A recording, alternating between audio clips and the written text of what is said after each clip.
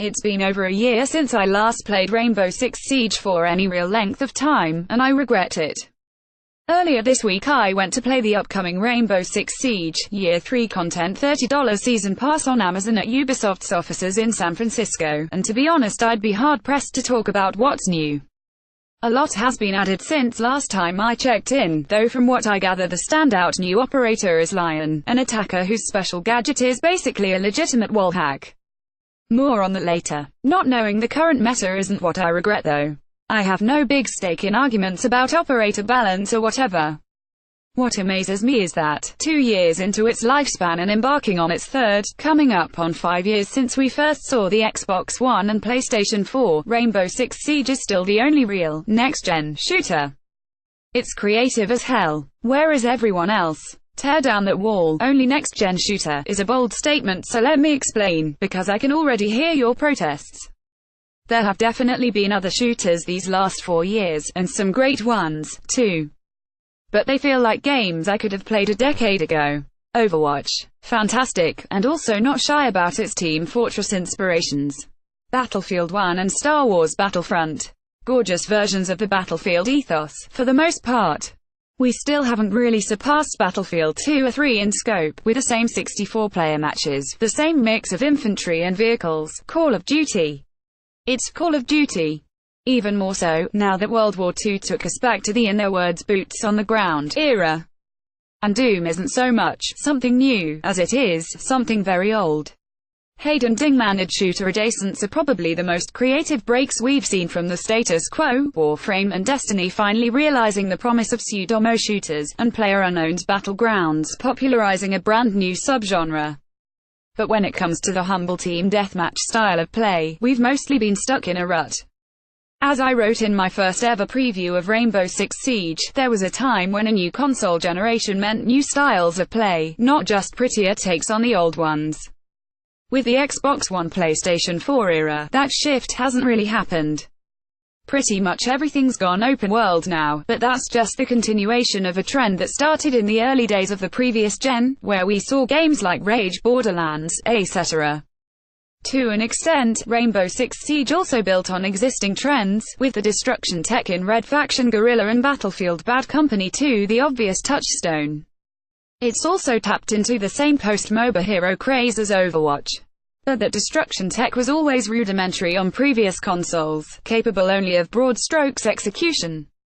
Red Faction let you dismantle whole swathes of the level, but that meant breaking whole walls down or kicking out a door. The same goes for Bad Company 2, which was great at blowing walls into chunks but wasn't very dynamic. The house always crumbled into the same predetermined shape every time. Hayden Ding managed, and that rudimentary feel made both those games feel slightly gimmicky. Much as I loved both Bad Company 2 and Red Faction Guerrilla at the time, it was clear even then that these were almost proof of concepts for the technology. You could see the seams, see where the technology could go if only we had the processing power. And that feelings continued even up through Battlefield 1, which despite being prettier and larger in scope than Bad Company 2 still feels like it does macro destruction better than micro. Rainbow Six Siege tones in on the gimmick, focuses on what makes dynamic destruction such an appealing concept. The key is realism, and the key to realism is that small-scale destruction other games omitted, first because the last-gen consoles weren't powerful enough, and now because they're seemingly more interested in building larger and prettier environments instead. The macro's still there, of course. Want to blow a whole wall down in Siege? Yeah, you can do that.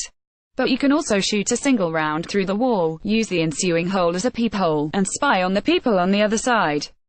Or you can hear the slight scuffle of footsteps on the ceiling and shoot someone before you've ever even seen them. It completely changes how Siege is played, and thus changes your entire approach to playing a team deathmatch style game. Ducking around a corner no longer ensures safety. Camping is often a great way to get yourself killed. The whole dynamic is different from the shooters that came before, and destruction is intrinsic to Siege's design in a way it wasn't with the games that paved the way. Hayden Ding manages further proof. All you need to do is look at how many interesting cat-and-mouse ideas Ubisoft's given the player. Depending on what operator you play as, your capabilities change wildly.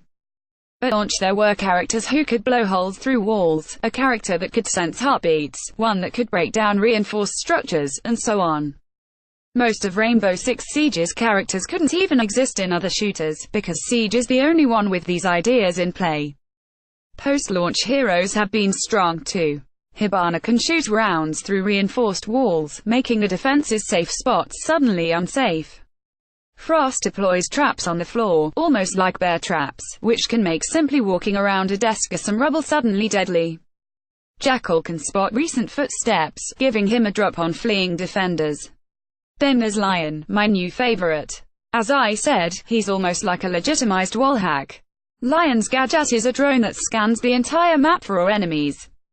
The catch defenders are given a 3-second warning before the scan triggers, and the drone only picks up on moving targets.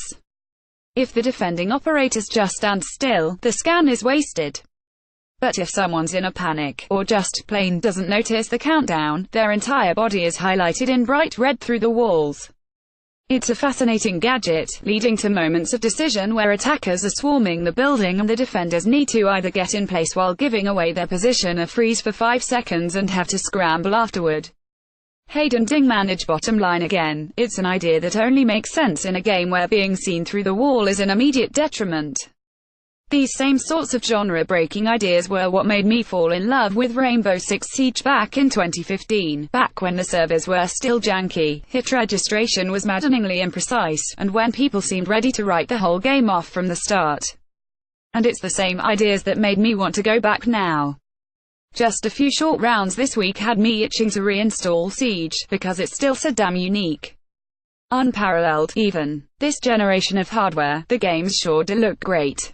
It's hard to tell sometimes because the iterations are so small, but compare a game from even 2013 to 2017 and the difference is vast. We've had few shooters strive beyond that, though. Battlefield 1's destruction is still, in many ways, less important to the flow of the game than Bad Company 2's. Call of Duty WWII plays much the same as Call of Duty 3. We've had many next-gen shooters since 2013, but Rainbow Six Siege is only one that is up to the full promise of the phrase. To comment on this article and other PC World content, visit our Facebook page or our Twitter feed.